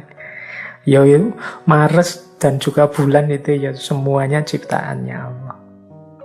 Kata Syekh, wahai Abdullah, wahai hamba Allah, apa kamu tidak mikir? Kamu itu yo makan rizkinya, yo tinggal di tempat yang disediakan olehnya untuk kita, tapi kok masih asik saja melanggar larangannya. Itu mudahnya disediakan tempat tinggal, dijamin hidupnya, tapi masih tega kita melanggar larangan-larangannya. Nah, itu kan betapa kita ini tidak logis, tidak masuk akal, tidak ngerti kepantasannya orang hidup. Nah, tambah sadar lelaki ini. Yang ketiga, kata Syekh Ibrahim, nambah lagi, karena tadi kan 5 syaratnya.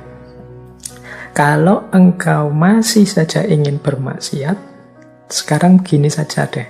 Cari tempat yang tidak terlihat oleh Allah. Nah, orang ini terus mikir, terus dia jawab, wahai Syekh Ibrahim, mana ada. Bersembunyi dimanapun, ya tetap Allah itu tahu. Nah, dijawab oleh Syekh, lah iya, kalau memang demikian, apa kamu tidak malu? Sudah dijamin macam-macam tadi, kemudian terang-terangan melanggar di depan Allah. Wong Allah selalu tahu apapun yang kita lakukan. Apa kamu tidak malu bermaksiat padahal sadar Allah sedang melihatmu? Nah, orang ini tambah sadar kekeliruan persepsinya dengan selalu melaksanakan maksiat. Terus begini kata Syekh, dilanjutkan yang keempat, kalau nanti malaikat maut datang hendak mencabut nyawamu, katakan padanya, wahai malaikat, tolong ditunda sebentar, saya tak tobat dulu. Saya mau melakukan amal soleh dulu sebentar saja, biar dosaku bersih, aku tak tobat dulu. Nah, jadi orang laki-laki ini terus mikir, ya Syekh, ya tidak mungkin Syekh. Mana ada malaikat maut menunda dan memenuhi permohonanku, tidak jadi mencabut nyawaku. Terus kata Syekh, ya kalau kamu sudah tahu begitu, lah mengapa kamu menunda-nunda untuk segera bertobat? Segera tidak menjalankan maksiat lagi, segera beramal soleh. Bukankah ajal dan umur itu bisa datang tiba-tiba saja? Bagaimana engkau bisa tetap santai melakukan kemaksiatan-kemaksiatan? Terus kata Syekh, yang kelima, nanti kalau malaikat penjaga neraka menggiringmu untuk masuk neraka di hari kiamat, jangan mau dimasukkan neraka. Kamu ngeyel, kamu bantah dia. Laki-laki ini terus bilang, ya Syekh, wahai Abu Ishaq, ya pasti tidak bisa. Kalau memang hisabku membawaku ke neraka, pasti aku akan masuk ke neraka. Laki-laki ini semakin sadar, sampai kemudian dia nangis. Cukup wahai Syekh, memang aku ini tidak tahu diri. Memang aku harusnya bertobat dari dulu. Harusnya aku malu dengan segala kemaksiatanku. Jadi ini mungkin pelajaran ya bagi kita semua, teman-teman yang mungkin sekali-sekali atau dua kali atau malah sering hidup kita diwarnai oleh dosa-dosa maksiat-maksiat. Pelajaran dari Syekh Ibrahim bin Adham ya, yang pertama, kalau engkau memang masih kukuh secara sadar melakukan maksiat, dosa, jangan makan rezeki dari Allah. Ndak pantas. Wong kita langgar larangannya kok kita masih menikmati dan meminta pemberian darinya. Yang kedua, jangan tinggal di buminya. Itu namanya ndak tahu diri. Wong kita langgar perintahnya kok kita masih tinggal di tempat dan fasilitas yang diberikannya. Kemudian cari tempat yang Allah tidak tahu. Ini juga semakin sulit. Di mana tempat Allah tidak tahu. Kalau kita tahu bahwa Allah senantiasa mengawasi, apa kita tidak malu kalau masih tetap melakukan maksiat? Dan yang keempat, kalau malaikat mau datang, minta waktu menunda sebentar untuk tobat. Dan ini pun tidak mungkin. Padahal umur itu datangnya tiba-tiba, siapa tahu sedang asik maksiat, malaikat mau datang. Wassalam, kita akan ada di ranah su'ul khotimah.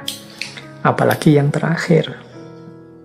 Jadi ketika nanti di akhirat kita sudah dihisab dan keputusannya masuk neraka, apa mungkin kita menolak? Kan tidak mungkin. Di masa itu sudah tidak ada remedi lagi, tidak ada perbaikan lagi. Jadi 5 syarat dari Syekh Ibrahim bin Adham ini penting bagi kita untuk menyadari, menghentikan perbuatan dosa, perbuatan maksiat yang kita jalankan secara sadar.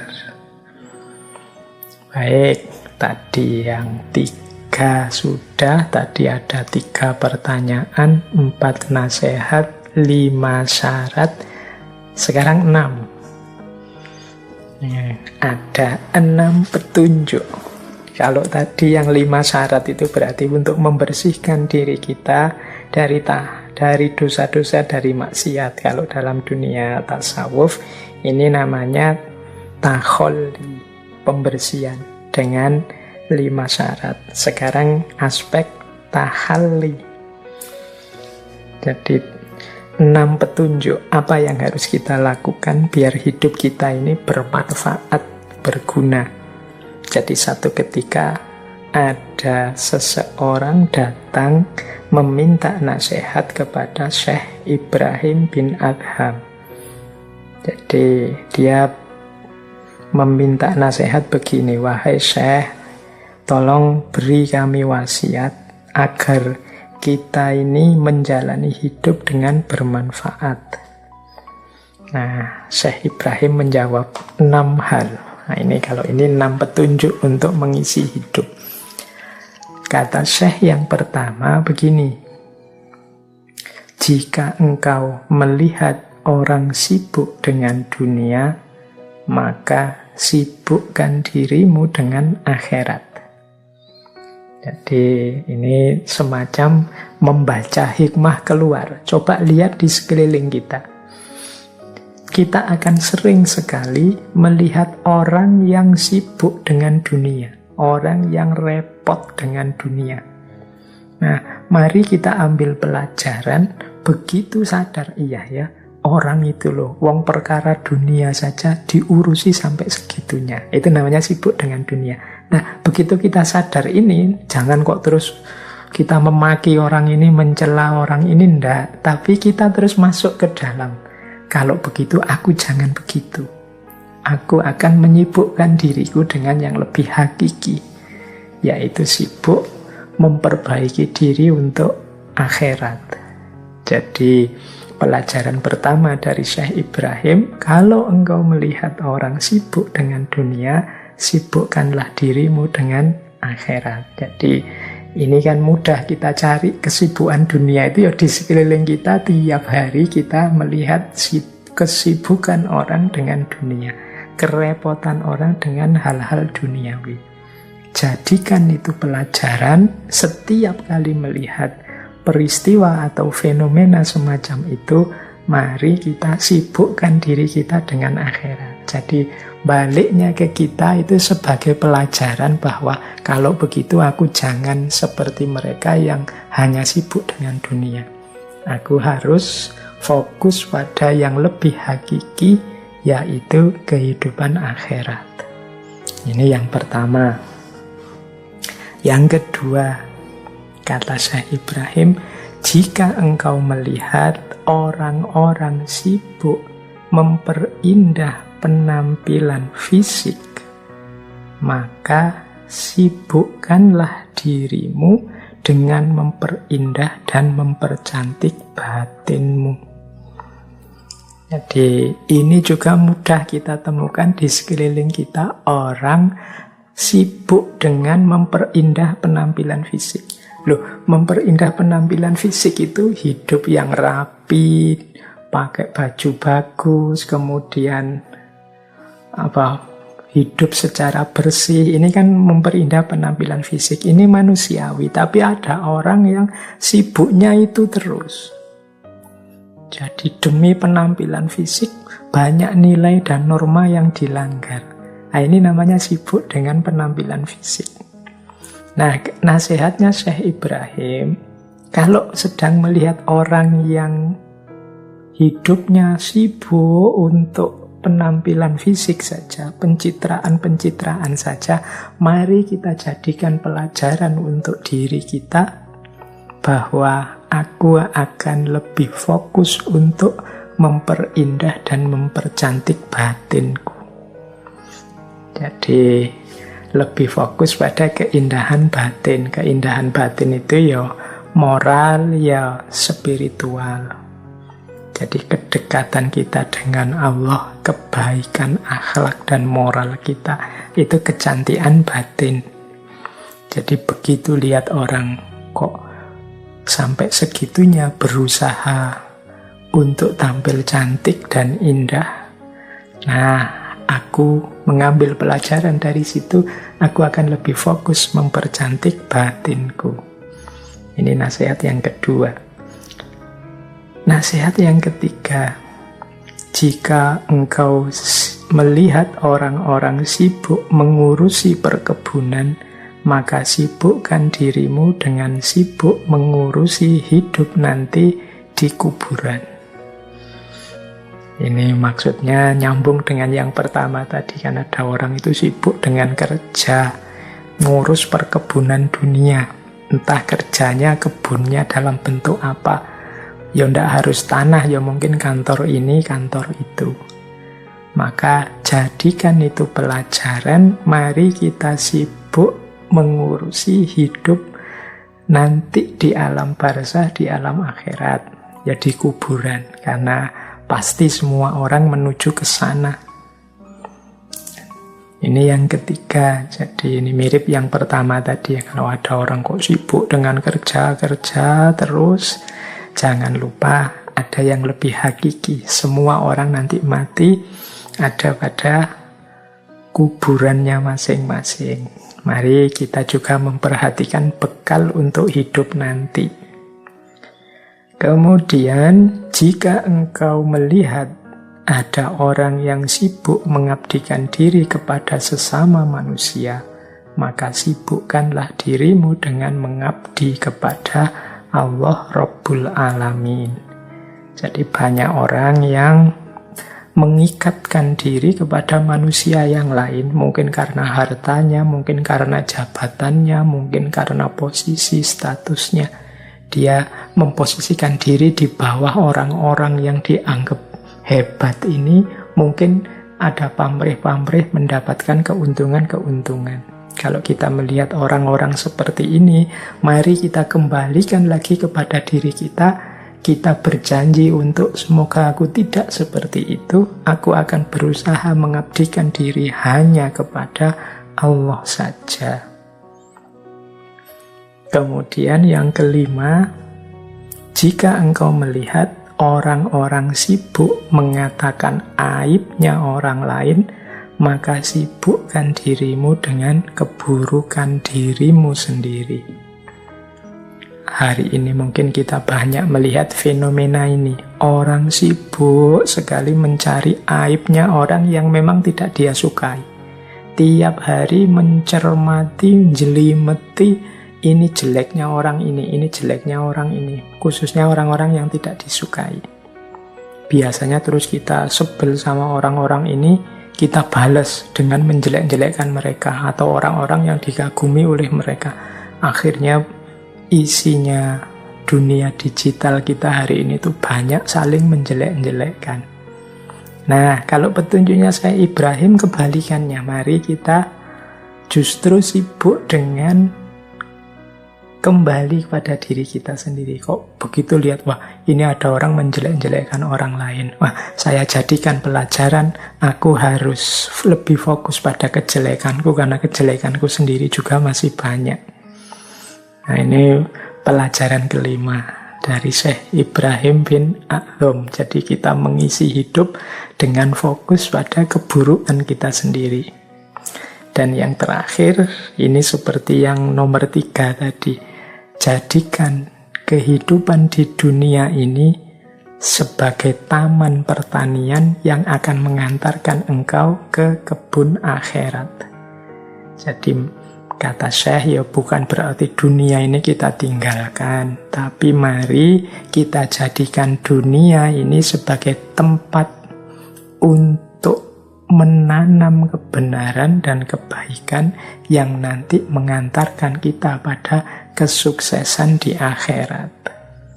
Jadi ini 6 petunjuk dari Syekh untuk mengisi hidup yang lebih manfaat. Jadi yang pertama, mari kita sibuk dengan akhirat. Begitu melihat banyak orang sibuk dengan dunia. Yang kedua, mari kita fokus memperindah, mempercantik batin kita. Begitu kita melihat kok banyak orang lebih fokus mempercantik fisiknya. Mari kita sibuk mengurusi hidup yang hakiki di alam barzah, di alam akhirat. Begitu kita melihat banyak orang yang lebih sibuk mengurus perkebunan dunia. Kemudian yang keempat, mari kita fokus mengabdi pada Allah karena banyak orang lebih sibuk mengabdi pada sesama manusia. Yang kelima, kita sibuk dengan keburukan kita sendiri saja. Jangan ngikuti orang-orang yang sibuk mencari aibnya orang lain. Dan yang terakhir, mari jadikan hidup di dunia ini sebagai kendaraan untuk menuju akhirat. Nah, ini 6 petunjuk. Baik, tadi yang 3 sudah, 4 sudah, 5 sudah, 6 sudah. Kita ada tadi 3 pertanyaan, 4 nasihat, 5 syarat, dan 6 petunjuk. Nah, sekarang yang terakhir 7. Ini nasihat-nasihat dari Syekh ini sebenarnya masih banyak kalau kita mau menggali di berbagai referensi. Kita ambil santai-santai saja yang mungkin bisa manfaat untuk hidup kita. Nah, ini ada 7 pesan, 7 wasiat dari Syekh. Ini sebenarnya satu riwayat yang menceritakan pesannya Syekh Ibrahim bin Adham untuk para tamunya. Jadi satu ketika datang banyak tamu ke kediaman beliau, yang tamu-tamu ini minta dinasehati. Akhirnya diberikanlah oleh Syekh Ibrahim bin Adham ini 7 wasiat, 7 pesan untuk tamu-tamunya. Yang pertama, pesannya Syekh Ibrahim begini. Man kathuro kalamuhu fala tatma'u fi yakdhoti qalbihi. Pesannya Syekh, ingat-ingatlah barang siapa yang banyak omong, banyak bicara, maka jangan berharap bisa hidup hatinya. Jadi terjaga hatinya. Yaqdhah itu terjaga. Jadi man kasura kalamuhu falatat ma'u fi yaqdhati qalbihi. Barang siapa banyak bicaranya, maka jangan harap bisa bangun hatinya, bisa hidup hatinya. Ya karena orang yang terlalu banyak bicara itu kan biasanya memang jarang berefleksi, sulit berpikir mendalam. Kalau ngomong terus ya pada akhirnya hatinya sendiri mati. Yang hidup mulutnya.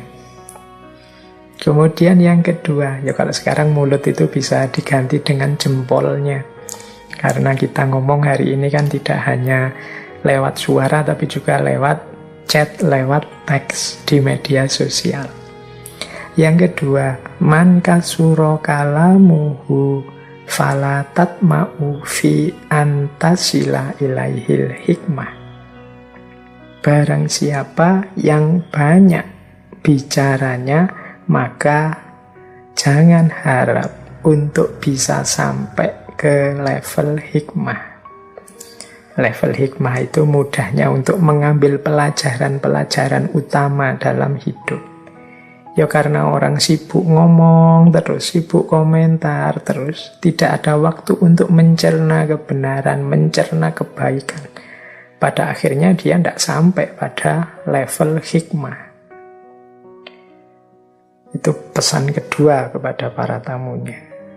Yang ketiga, man kathura ikhtilatuhu bin nasi falatat ma'u fi nawalihi khalawatal ibadah. Barang siapa yang terlalu banyak pergaulannya dengan manusia, maka jangan harap memperoleh manisnya ibadah. Ini bukan berarti kita dilarang bergaul dengan orang lain. Ya manusia itu makhluk sosial. Pasti dia membutuhkan orang lain, perlu untuk berinteraksi dengan orang lain. Tapi semuanya ada waktunya, ada jatahnya. Jangan terlalu banyak ikhtilat dengan orang lain, yaitu nanti akan berpengaruh pada diri kita. Dan kata Syekh, membuat kita sulit memperoleh manisnya ibadah.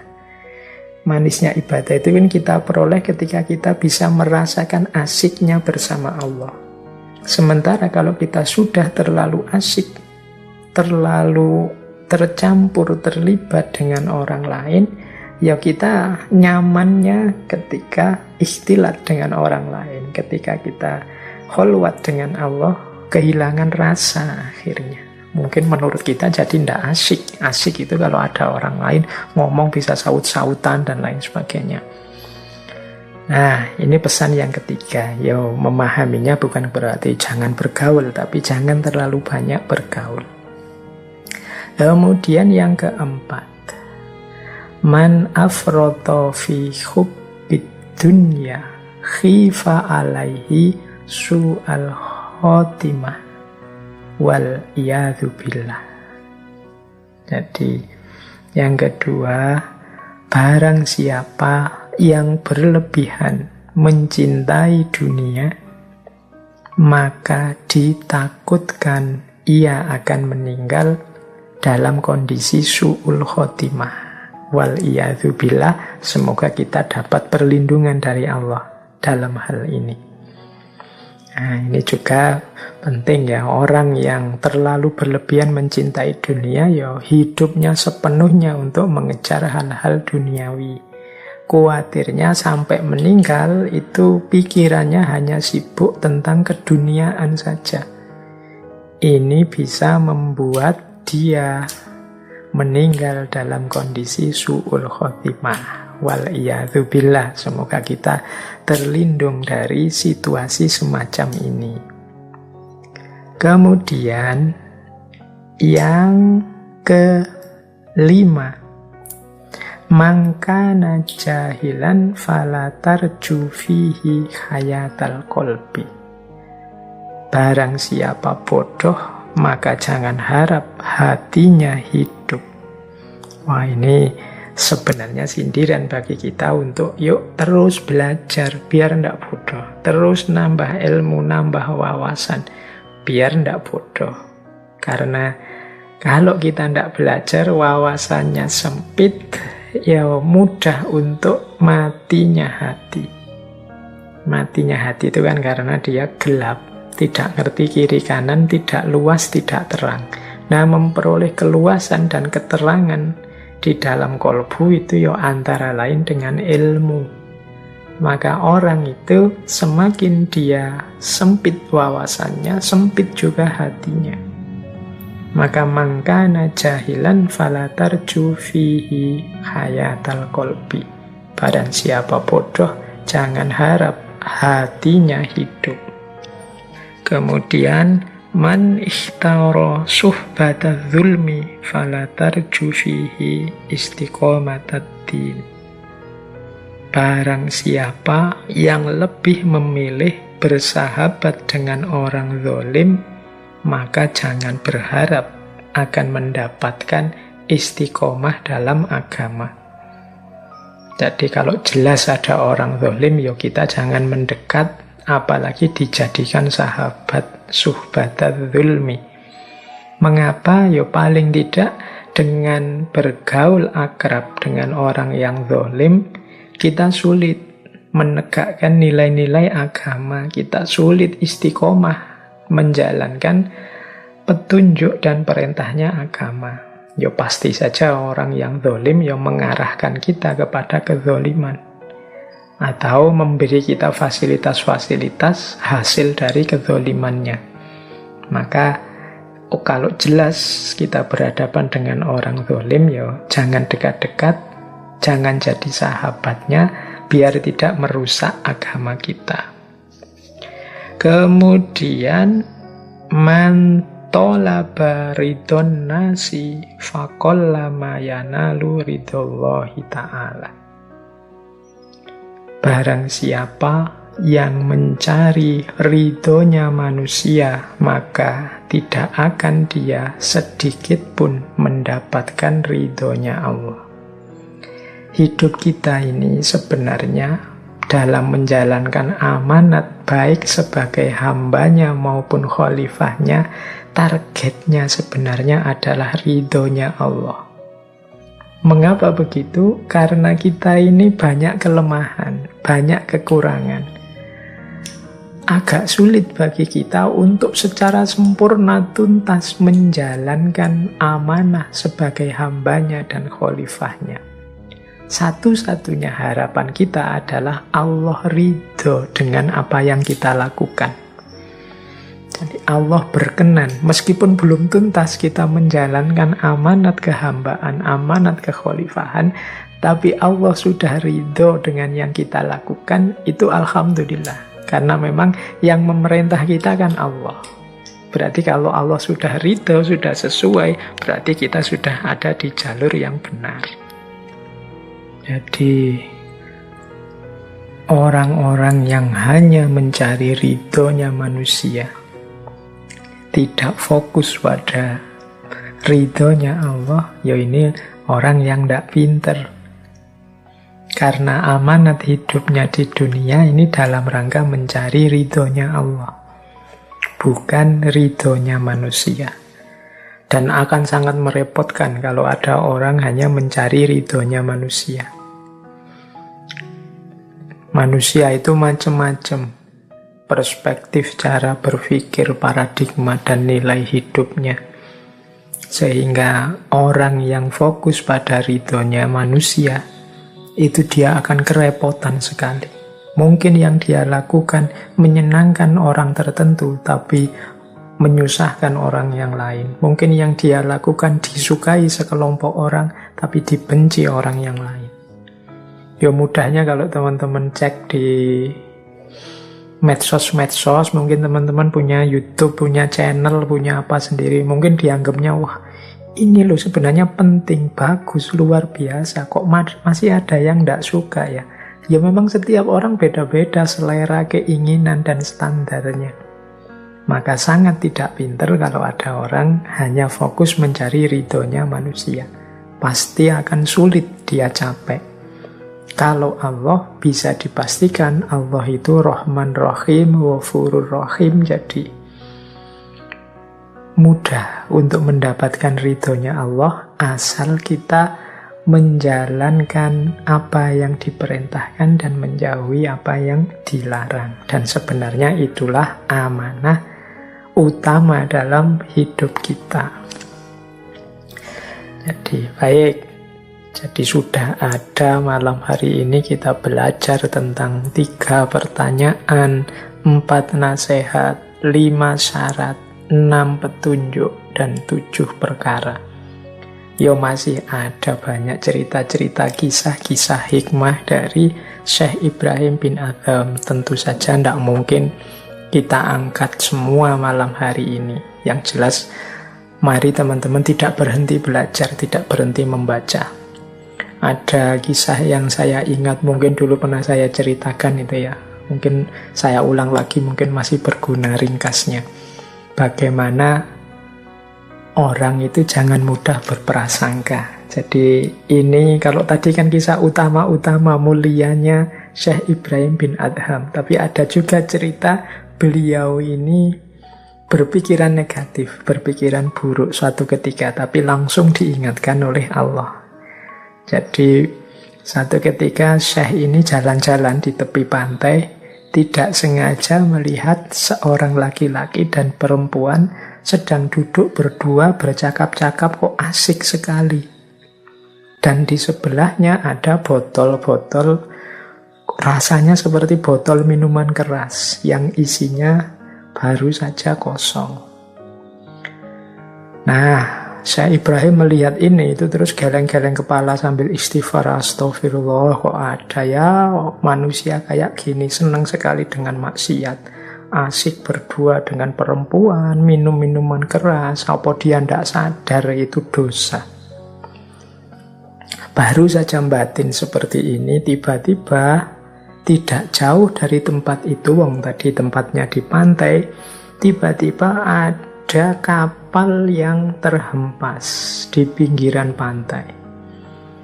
Dari dalamnya ada beberapa orang yang tenggelam. Jadi ada 5 orang yang berjuang untuk selamat dari atas kapal atau mungkin perahu itu.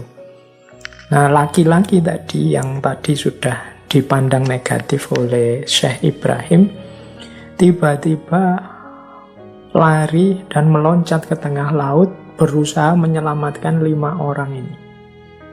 Tapi ya dia tenaganya terbatas, akhirnya hanya bisa menyelamatkan 4 orang. Yang 1 orang tidak berhasil dia selamatkan.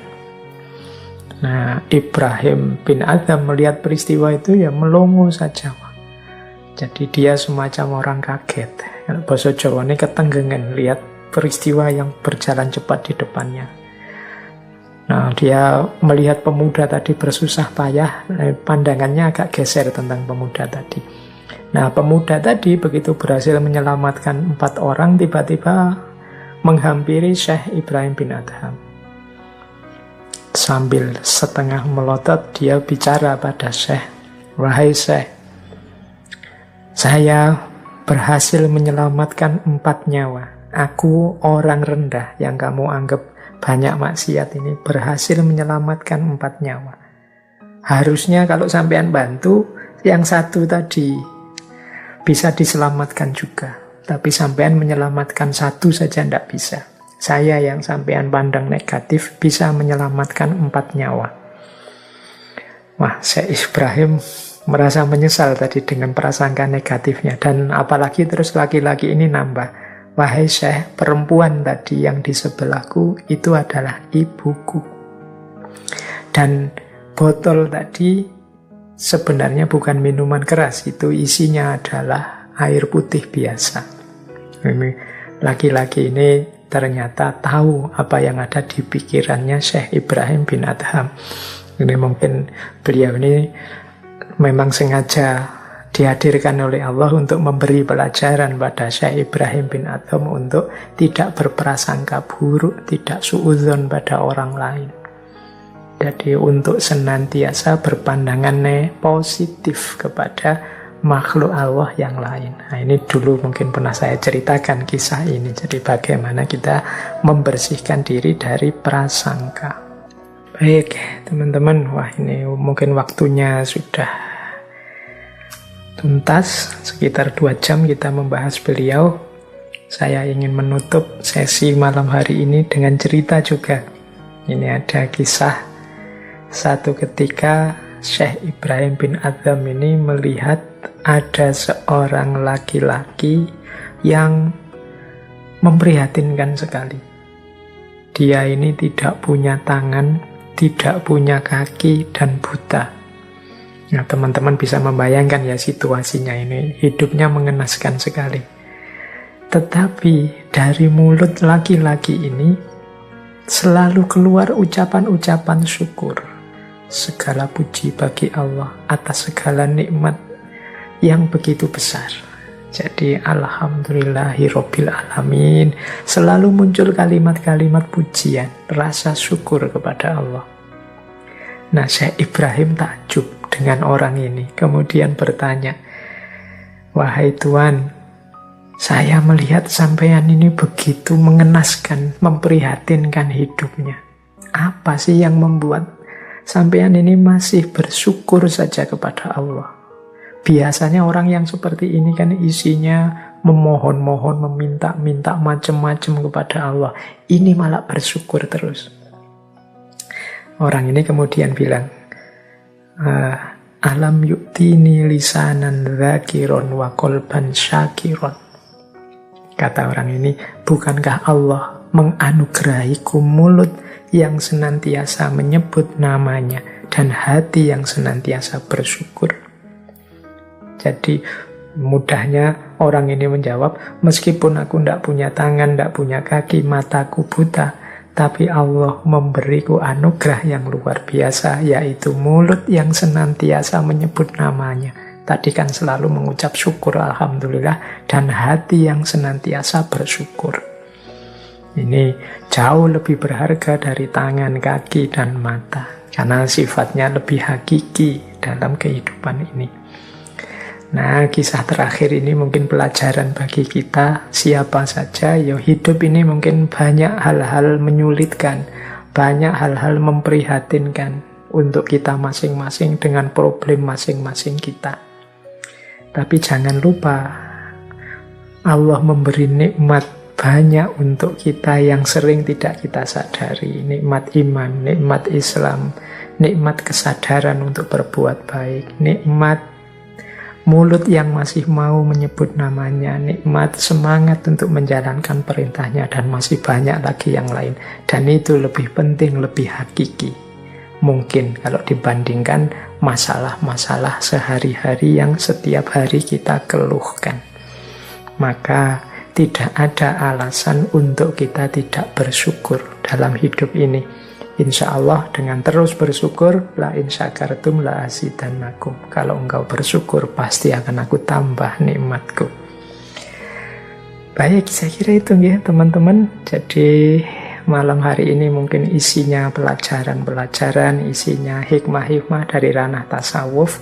Seperti sering saya bilang, tema-tema seperti ini mungkin tidak terlalu sulit untuk dicerna.